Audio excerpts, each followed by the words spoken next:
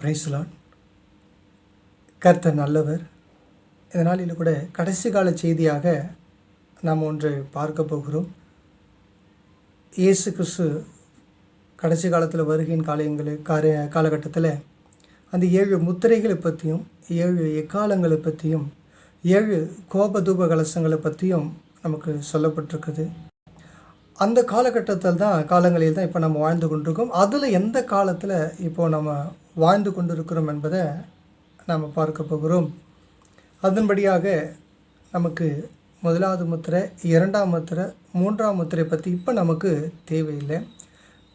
அந்த முத்திரையில் என்ன நடக்கும், என்ன நடந்திருக்கிறது அப்படின்றத இன்னொரு முறை நான் உங்களுக்கு அதை விளக்கப்படுத்துகிறேன்.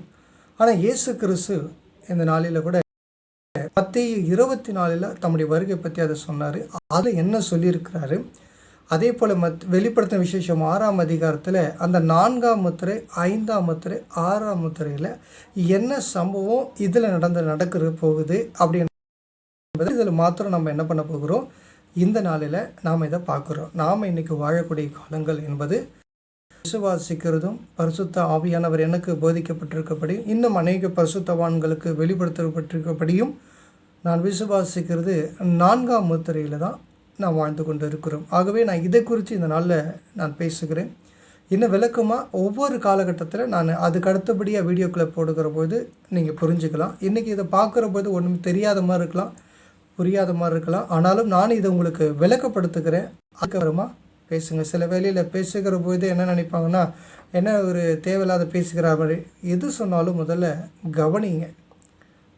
கவனிக்கிற பொழுது தான் எல்லா காரியமே நமக்கு புரிகிறதா இருக்கும். வேதத்தை ஆராயுங்க. நான் ஒவ்வொரு காலங்களிலாக உங்களுக்கு நான் அதை விளக்கப்படுத்த நான் விரும்புகிறேன். நான் சொல்லக்கூடிய ஒவ்வொரு காரியத்தையும் இந்த நாட்டில் இன்றைக்கி என்ன நடக்குதுன்றதை நீங்கள் கவனிச்சிங்கன்னா நான் சொல்கிறது ஒவ்வொன்றும் உங்களுக்கு புரிகிறதா இருக்கும் அப்படின்னு நான் விசுவாசிக்கிறேன். சரி, நம்ம வேத பகுதிக்கு நேராக கடந்து செல்லலாம். 24ஆம் அதிகாரத்தில் நாம் பார்க்குறோம், இயேசு கிறிஸ்து தன்னுடைய வருகையின் காரியங்களை பற்றி சீஷர்களுக்கு சொல்லுகிறார். அதில் பார்க்கிறபோது யுத்தங்களையும் செய்திகளையும் கேள்விப்படுங்க, கலங்காதீங்க சொல்கிறார். அப்போது இதில் நீங்கள் கவனிச்சிங்க அப்படின்னா முதலாவது சொல்லுகிற விஷயம் என்ன அப்படின்னா, யுத்தங்களை கேள்விப்பட்டு இன்றைக்கி நம்ம கேள்விப்படுகிற யுத்தங்கள்லாம் பார்த்துருக்கலாம். அதுக்கடுத்து சொல்கிறார் ராஜ்யத்துக்கு விரோதமாக ராஜ்யம் எழுமோ. நீங்கள் யோசிச்சு பாருங்கள், ராஜ்யத்துக்கு விரோதமாக ராஜ்யம் எழுமி என்ன செய்ய போகிறாங்க? சும்மா அவங்களுக்குள்ளே ஏதாவது பேசி வாக்குவாதம் பண்ண போகிறாங்களா? இல்லை, ஏதோ ஒரு பெரிய போர் ஒன்று நடக்க போகிறது. நமக்கு தெளிவாக தருது. ஃபஸ்ட்டு என்ன சொல்கிறாரு, யுத்தங்கள் நடக்கும். அடுத்தது ராஜ்யத்துக்கு விரோதமாக ராஜ்யம் எழுப்புனா அப்போது பூமியில் இருக்க சகல ராஜ்யங்களும் எழும்ப போகிறாங்க.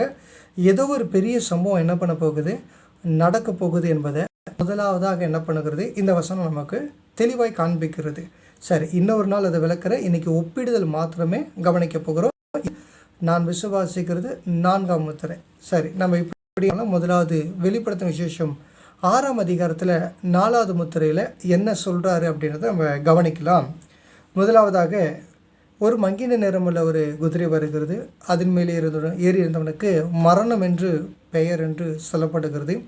அவன் பின் பாதாளம் சென்றதென்றும் சொல்லப்படுகிறது. அதுக்கு அடுத்தது பாருங்கள், பட்டயம். இந்த இடத்துல பட்டயம் சொல்லப்பட்டிருக்குது. அந்த இடத்துல மற்ற 24 யுத்தம் என்று சொல்லப்பட்டிருக்கிறத நீங்கள் கவனிக்கலாம். இங்கே பட்டயம் என்பது யுத்தம்.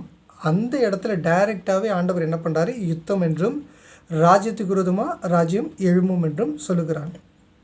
அது ஒரு மிகப்பெரிய யுத்தமாக மாறும். இதுக்கு கீழே அதுக்கடுத்து நம்ம பார்க்குற போது மற்ற 24 எருசலேம் சேனைகளால் சூழப்பட்டிருப்பதை காண்பீங்க அப்படின்னு சொல்கிறார். எருசலேமும் சேனைகளால் சூழப்படுவதற்கான காலங்கள் இது என்று நீங்கள் நல்லா புரிஞ்சுக்கலாம். நம்ம வாழ்கிற காலங்கள் 4. இதுக்கு அடுத்த கேட்டகரியாக நம்ம கவனிக்கலாம். அடுத்தது என்ன சொல்லுகிறா பாருங்கள், பட்டயம். அதுக்கு அடுத்தது பஞ்சம்.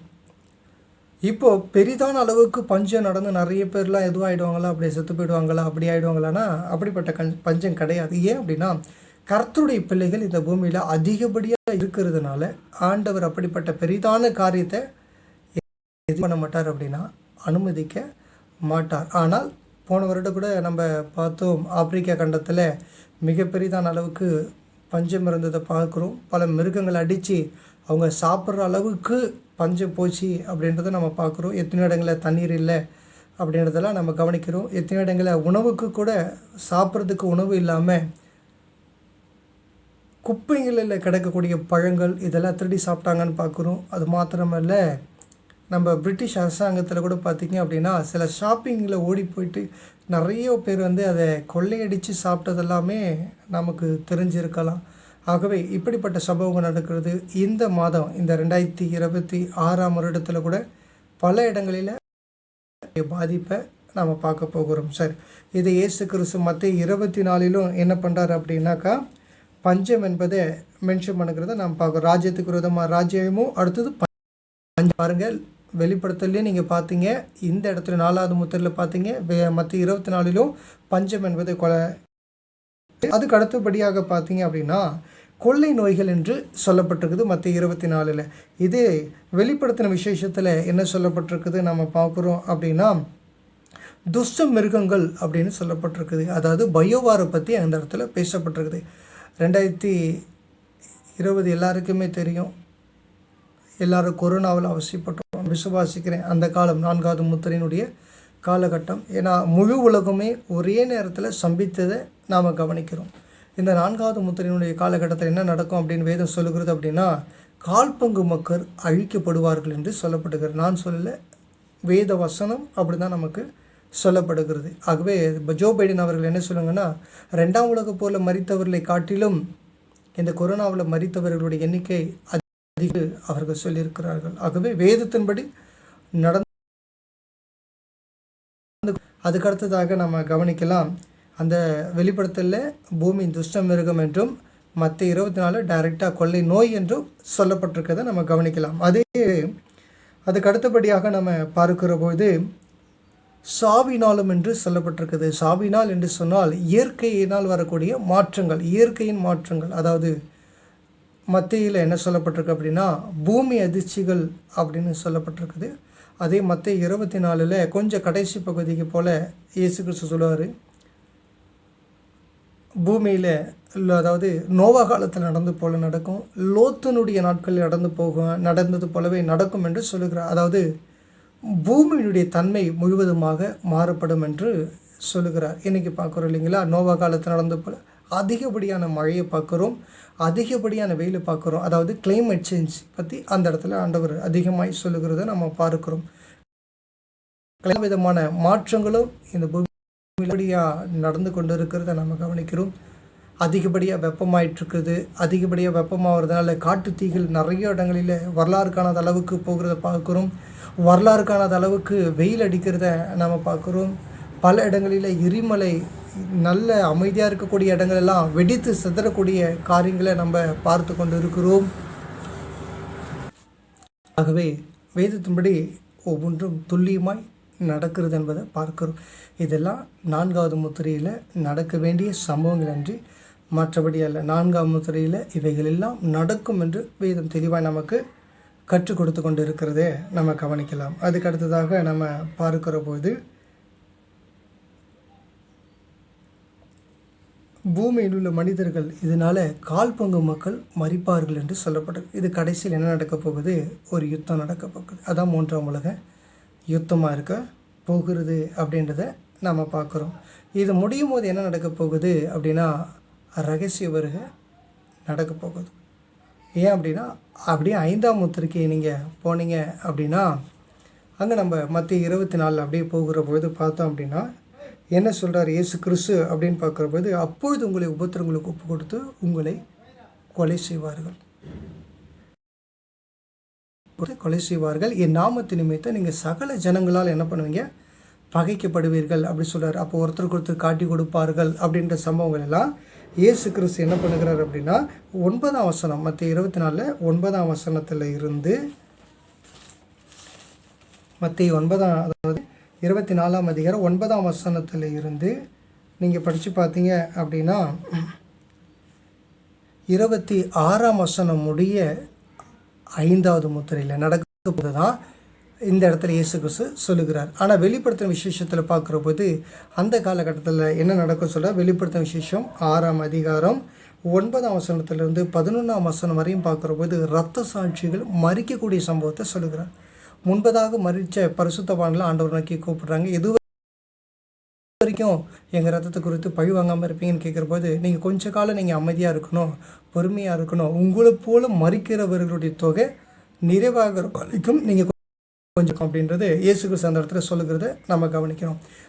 அது 24 இயேசு கிறிஸ்து சொல்கிறது பாருங்கள், ராஜ்யத்தினுடைய இந்த சுவிசேஷம் பூலோகம் எங்குள்ள சகல ஜாதிகளுக்கு சாட்சியாக பிரசங்கிக்கப்படும், அப்பொழுது முடிவு வரும். என்ன சாட்சியாக பிரசங்கிக்கப்படுகிறார்கள்? இதை தான் நான் 9ஆம் வசனத்தை படித்தேன். அப்பொழுது உங்களை உபத்திரங்களை ஒப்பு கொடுத்து கொலை செய்வார்கள்.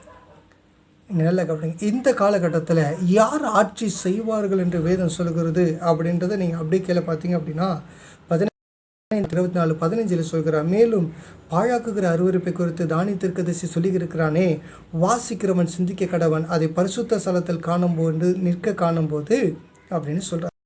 அப்போது இந்த காலகட்டத்தில் யார் ஆட்சி செய்கிறா? அந்தி கிறிஸ்து வந்துட்டான்.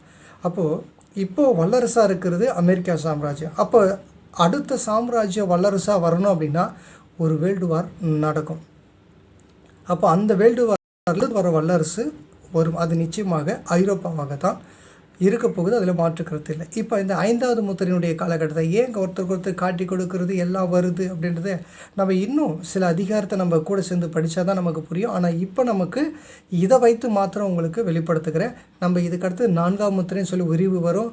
5ஆம் முத்திரை என்பதை பற்றி தனியாக பார்க்க போகிறோம். 6வது முத்திரை என்பதை தனியாக பார்க்க போகிறோம். அப்போ உங்களுக்கு நான் விளக்கப்படுத்துகிறேன். இப்போ நம்ம இது ஒப்பீடுதலோடு கூட நம்ம முடிக்க போகிறோம். இப்போ இதை மாத்திரம் உங்களுக்கு புரியும்படிக்கு நான் உங்களுக்கு ஒப்பிட்டு காண்பிக்கிறேன். அங்கே இங்கே என்ன சொல்லப்பட்டிருக்குது அப்படின்றத நம்ம பார்க்குறோம். இப்போ இங்கே பார்க்குறோம், இங்கே ரத்த சாட்சிகள்னு அந்த இடத்துல இயேசு கிறிஸ்து விரிவாக சொல்கிறாரு. அந்த காலத்தில் யார் ஆட்சி செய்ய போகிறா? அந்தி கிறிஸ்து வெளிப்படுவான். அப்படி வெளிப்படுறதுனால அவன் நிறைய அற்புதங்களை செய்வான், அடையாளங்களை செய்வான். ஆனால் அவனை என்ன பண்ணிடாதீங்க, பின்பற்றி போகாதீங்க அப்படின்றத இயேசு கிறிஸ்து தெளிவாக சொல்கிறாரு. அந்த நாட்கள் அக்கிரமும் மிகுதியப்படி, ஏன்னா பஞ்சங்கள் பலவிதமான காரியங்கள் எல்லாமே பூமியில் நடக்க போகிறதுனால எல்லாரும் என்ன பண்ணுவாங்க அப்படின்னா சோர்ந்து போகிறவர்களாக இருப்பார்கள் என்று வேதம் சொல்லுகிறது. அதே மற்ற 24 நம்ம பார்க்குறோம், அந்நாட்கள் தான் கர்ப்பவதிகளையும் ஐயோன்னு சொல்கிறாரு. ஏனெனில் உலகம் உண்டானது முதல் இதுவரைக்கும் சம்பவித்தராதும் இனிமேல் சம்பவியாதுமான மிகுந்த உபத்திரவும் அக்காலத்தில் உண்டாயிருக்கும் என்று நான் சொல்லலை, இயேசு கிறிஸ்து சொல்கிறாரு. நல்லா கவனிக்கலாம். இந்த அந்தி கிறிஸ்து வெளிப்படுறதுக்கு முன்னாடி தான் 4ஆம் முத்திரையினுடைய முடிவு ரகசிய வரிகை வெளிப்படுத்தப்பட்டிருக்கோம். இவங்க யார் அப்படின்னா கைவிடப்பட்டவர்கள், நல்ல ஒருத்தருக்கு ஒருத்தர் காட்டி கொடுக்கிறவர்கள், பூமி ஃபுல்லாக அந்த ராஜ்யத்துடைய சுவிசேஷத்தை அறிவிக்கிற யாருன்னா கைவிடப்பட்டிருக்கு. இன்றைக்கி ஒரு சில குரூப் என்ன பண்ணுறாங்க அப்படின்னா எழுப்புதலுக்காக காத்திருக்கிறோம் அப்படின்னு ஒரு பெரிய ஊழியக்காரர்கள் கூட்டம் முதற்கொண்டு சொல்கிறாங்க. ஆனால் அறியாமையினால் சொல்கிறாங்க. நான் அவங்களை குறை சொல்ல விரும்பலை, ஆனால் அறியாமல், அவ்வளோதான் நான் சொல்ல முடியும். ஏன்னா ஒரு எழுப்புதல் நடக்கும்னு சொல்கிறாங்க. நிச்சயமாக எழுப்புதல் நடக்குது, அது 5வது முத்திரை. ஆனால் அதுக்கு முன்னாடி ரகசிய வருகை அந்தி கிறிஸ்து வருவதுக்கு முன்பதாக வெளிப்படும் அப்படின்றத நம்ம புரிஞ்சுக்கலாம். தெசலோனிக்கர் புஸ்தகத்தில் நீங்கள் படிச்சிங்கன்னா உங்களுக்கு தெளிவாக புரியும். ஆகவே நான் சொல்கிறத கவனிங்க. இப்போ கைவிடப்பட்டவருடைய குரூப்பு தான் இந்த சமூகம். இரத்த சாட்சிகளுடைய காலகட்டமாக அது இருக்க போகுது. 3 வருஷம் முதல் உபத்திரவ காலத்தின் 3 வருஷத்தில் இதுதான் ஆரம்பமாக, 5வது முத்திரை தான் ஆரம்பமாக இருக்க போகுது. 5ஆம் முத்திரையினுடைய ஆரம்பம் தான் உபத்திரவ காலகட்டத்திற்கு அடித்தளம் போடுகிறதா இருக்க போகுது. அக்காலகட்டத்தில் அந்தி கிறிஸ்து எழும்புவான். பூமி எங்கே சகல ஜாதிகளுக்கும் சாட்சியாக, அதாவது இரத்த சாட்சியாக பிரசங்கிக்கப்படும். ஏன்னா அவங்களின் அநேகர் என்ன பண்ணுவாங்க, கொலை செய்வார்கள். ராஜாக்கள் முன்பாக, அதிபதிகள் முன்பாக, அதாவது அரசாங்க அதிகாரிகள் முன்பதாக நீங்கள் இழுத்து என்ன பண்ணுவீங்க, துன்பப்படுத்தப்படுவீர்கள் என்று சொல்லப்பட்டிருக்குது. ஆகவே நீங்கள் கவலைப்படாதீங்க, ஆவியானவர் உங்களுக்குள்ளே இருந்து பேசுவார் என்று நமக்கு சொல்லப்பட்டிருக்குது. இது எந்த காலம்? 5வது முத்திரை. அப்போ 6வது முத்திரையில் என்ன நடக்கும் அப்படின்றத நம்ம பார்க்கலாம். வெளிப்படுத்த விசேஷத்தில் நம்ம பார்க்குறோம், சூரியன் கருப்பு கம்பளியை போல கருத்துது என்று சொல்லி வெளிப்படுத்தும் விசேஷத்தில் பார்க்குறோம். இதே மத்தேயு 24ஆம் அதிகாரத்தில் உங்களுக்கு என்ன நடக்குதுன்றதை நான் சொல்கிறேன். வெளிப்படுத்தும் விசேஷம் 24ஆம் அதிகாரம் 29ஆம் வசனத்திலிருந்து 31ஆம் வசனம் முடிய 6வது முத்திரையாக காணப்படுகிறது. இப்போ நான் உங்களுக்கு படிக்கிறேன் பாருங்கள். அந்நாட்களில் உபத்திரவம் முடிந்தவுடனே, நான் உங்களுக்கு சொல்கிறது புரியுதுங்களா?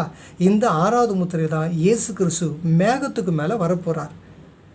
கீழே கைவிடப்பட்டவங்களுக்கும் அதே மாதிரி இந்த காலகட்டத்தில் அந்தி கிறிஸ்துவோடு கூட உடன்படிக்கையில் இருக்காங்க இல்லையா யூதர்கள், அவங்க யார் மெய்சேவா நினைப்பாங்க அப்படின்னு யோவான் எழுதின புஸ்தகம் 5ஆம் அதிகாரம் 45ஆம் வசனம் நான் நினைக்கிறேன்.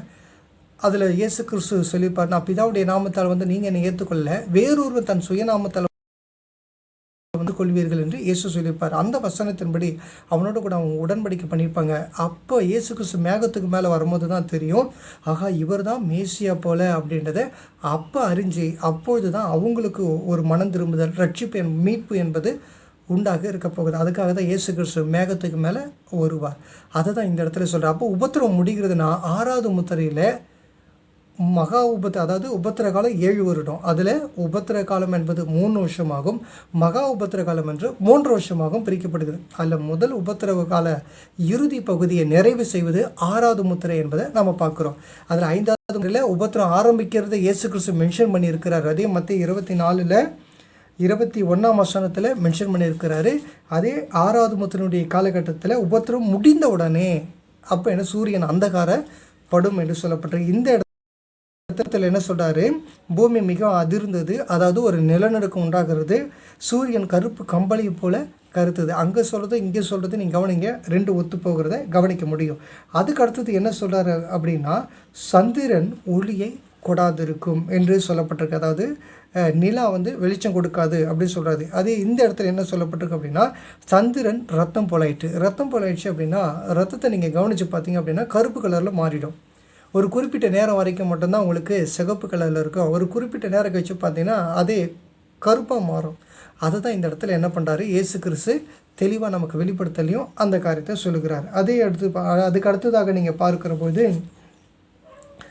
நட்சத்திரங்கள் வானத்தின் சத்துவங்கள் அசைக்கப்படும் என்றும் சொல்லப்பட்டிருக்குது. அதாவது இந்த காலகட்டத்தில் இந்த கிளைமேட் சேஞ்சை பற்றி சொன்ன நடக்கிற அதே இது இப்போ மிக அதிகப்படியாக நடக்கும். எந்த அளவுக்கு கிளைமேட் சேஞ்சு மாறும் அப்படின்னா, சூரியன் கருப்பு கம்பளி போல கருக்கிற அளவுக்கும், அதே நேரத்தில் இரவு நேரங்களில் நிலா அறமாய் மாறுகளா இருக்கும், கருப்பாய் மாறுகிற அளவுக்கு மாறும்.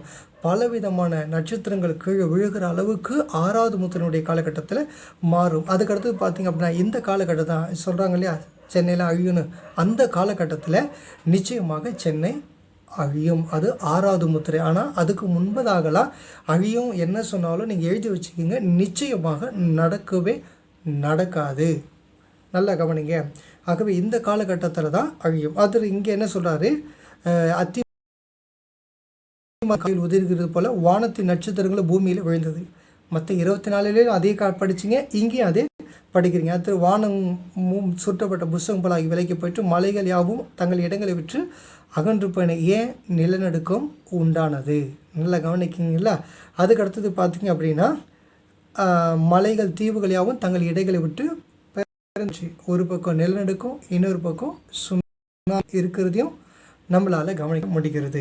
ஆகவே அடுத்தது பாருங்கள், பூமியின் ராஜாக்கள், பெரியோர், ஐஸ்வர்யவான்கள், சேனை தலைவர், பலவான்கள் யாவரும், சுயாதீனர் யாவரும் பர்வதங்களில் குகையிலும் கண்மலைகளிலும் ஒளிந்து கொண்டு பர்வதங்களையும் கண்மலைகளையும் நோக்கி விழுந்து சிங்காசனத்தின் மேல் வீற்றுக்கருடைய முகத்திற்கும் ஆட்டுக்குட்டியானுடைய கோபத்திற்கு எங்களை மறைத்து கொள்ளுங்கள் அப்படியாவது புலம்புகிறார்கள்.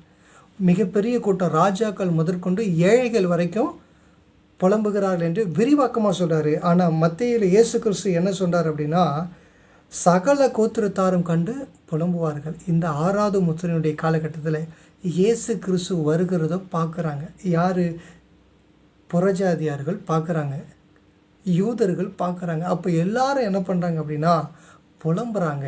அதை தான் அந்த இடத்துல இயேசு கிறிஸ்து சொல்கிறார். இந்த காலகட்டத்தில் இயேசு கிறிஸ்து மேகத்து மேலே வராரு அப்படின்னு நான் சொல்ல. அப்பொழுது மனுஷகுமாரனுடைய அடையாளம் வானத்திலே காணப்படும். அப்பொழுது மனுஷகுமாரன் வல்லமையோடும் மிகுந்த மகிமையோடும் வானத்தின் மேகங்கள் மேல் வருகிறது. பூமியில் சகல கோத்திரத்தாரும் கண்டு புலம்பார்கள். அப்படி ஆகும். ஆமென். நான் விசுவாசிக்கிறேன். இது 6வது முத்திரை. நீங்கள் கவனிக்கிறீங்களா? அன்பு சகோதரனே, சகோதரியே, நான் சொல்லுகிறத கவனிங்க, விசுவாசிங்க. கர்த்தர் உங்களை ரட்சிக்கிறவராக இருக்கிறார். நம்ம எந்த காலத்தில் வாழ்கிறோன்ற நிதானிக்கிறீங்களா? 4வது முத்திரையினுடைய காலகட்டம். இதனுடைய முடிவு ரகசிய வருகையாக இருக்க போகுது. அதுக்கடுத்தது கைவிடப்பட்டாங்கன்னா 5வது முத்திரை. சிப்பெல்லாம் தயாராக இருக்குது. கையில் இம்ப்ளிமெண்ட், கையில் சிப்பு, தலையில் சிப்பு. நான் சொல்லலை, வெளிப்படுத்தின விசேஷம் 13ஆம் அதிகாரம், அதுவும் 5ஆம் முத்திரையில் இருக்கிறது. அதை நான் இன்னொரு நாள் உங்களுக்கு வெளிப்படுத்துகிறேன். ஆகவே கவனமாக இருங்க. கவனமாக இருங்கன்னா பயப்படுங்க, நடுங்குங்க, ஐயோ அழுவுங்க, புலம்புங்க. அது அல்ல விசுவாசம் என்பது. அப்படி அல்ல. தேவன் மேல் விசுவாசமாக இருக்க மனுஷன் தைரியமாக இருப்பான். அதுதான் விசுவாசம். நான் இப்போ உங்களுக்கு சொல்கிறது பயப்படுறதுக்கு அல்ல. நம்மகிட்ட இருக்கிற என்ன குறைவுகள் இருக்குதோ அதை மாற்றி நம்ம அப்பா நமக்குன்னு வச்சுருக்கிற ஆசீர்வாதம் இருக்குது, பரலோகத்தில் பெரிய ஆசீர்வாதம். அதை நாம் அடையணும். அதை அடையணும்னா நம்மக்கிட்ட இருக்கிற பொல்லாத கிரியைகள் இருக்குல்ல, அதெல்லாம் மாற்றணும். அதை தான் நான் சொல்ல வருகிறேன். இந்த காலத்தை புரிஞ்சிக்கணும். அடுத்தது இந்த காணொலியை பார்க்குறீங்க அப்படின்னா அடுத்து அநேகருக்கு இதை ஷேர் பண்ணுங்கள். முடிஞ்ச வரையிலும் அநேகருக்கு சொல்லுங்கள். இந்த விஷயத்தை சொல்லுங்கள். நான் வாழ்ந்து கொண்டு இருக்கிறோம் அப்படின்றத சொல்லுங்க. இதுக்கு அடுத்து வரக்கூடிய காணொலியில் 4வது முத்திரை என்ன நடக்க போகுது அது வீடியோவுடைய ஆதாரங்களோடு கூட நம்ம பார்க்குறோம். அடுத்து 5வது முத்திரை என்ன நடக்க போகுது வெளிப்படுத்துகிறோம். அடுத்தது 6 முத்திரை என்ன நடக்க போகுது என்பதை நம்ம வெளிப்பாடாக சரியான அடையாளங்களோடு கூட என்ன பண்ண போகிறோம், நம்ம பார்க்க போகிறோம். ஆகவே வெளிப்பாடு உள்ள மனிதன் நிச்சயமாக பேசுமா. எனக்கு ஆண்டவர் வெளிப்படுத்தியிருக்கிறார், நான் பேசியிருக்கிறேன். கர்த்தர் உங்களை ஆசீர்வதிப்பார். இதை கவனமாக கேளுங்க. ஆகவே பயப்படும்படிக்கு இதை நான் சொல்லலை, விசுவாசிக்கும்படிக்கு. ஏன்னா நம்முடைய எஜமான் பரலோகத்திலிருந்து வரப்போகிறார், நம்ம மீட்டெடுக்க போகிறார். நம்ம மனவாட்டியை அவரோடு கூட போகணும். அந்த சந்தோஷத்தோடு கூட தான் ஆயத்தமாகணும். தவிர பயந்துக்கிட்டு அப்படி பண்ணிக்கணும் இப்படி பண்ணிக்கணும் ஒடுக்கிக்கிட்டுலாம் இருக்கணுன்ற அவதியில் நம்ம இடத்துல இருக்க குறைவுகள் என்ன ஆராய்ஞ்சு பாருங்கள். தன்னுடைய குறைவுகள் என்ன, அவனவன் தன்னை சோதித்து அறிய கடவன் என்று சொல்லப்பட்டிருக்கு. நம்மை நாமே சோதித்து பார்க்கலாம், நம்மை நாமே நிதானிக்கலாம். நம்ம கிட்ட குறைவுகளை மாற்றிக்கிட்டோம் அப்படின்னா அந்த ரகசிய வருகையில் நம்மளால் போக முடியும். அப்படி இல்லைனா தான் கைவிடப்பட்டால் 3.5 வருஷம் பொறுமையாக இருக்கணும். பூமியில் ஆட்சி செய்கிற ஒருவன் வருவான். இந்த உலக போருக்கு பின்பு அவன் தன்னைத்தான் கடவுள் என்றும் தன்னைத்தான் இயேசு என்று சொல்லுவான். ஆனால் அவனை நாம் நம்பக்கூடாது. அதுக்காக தான் இந்த காணொலிகளை உங்களுக்கு சொல்லுகிறேன். அடுத்து வரக்கூடிய காணொலியில் கொஞ்சம் கொஞ்சமாக உங்களுக்கு நான் விளக்க விரும்புகிறேன். ஏன்னா நம்ம நிறைய தீர்க்கதரிசன புத்தகங்கள்லாம் சொல்லலாம். இப்போ நடக்க நம்மளால் வேதம் தீர்க்கதரிசனம் உள்ளது, நான் தீர்க்கதரிசி அல்ல.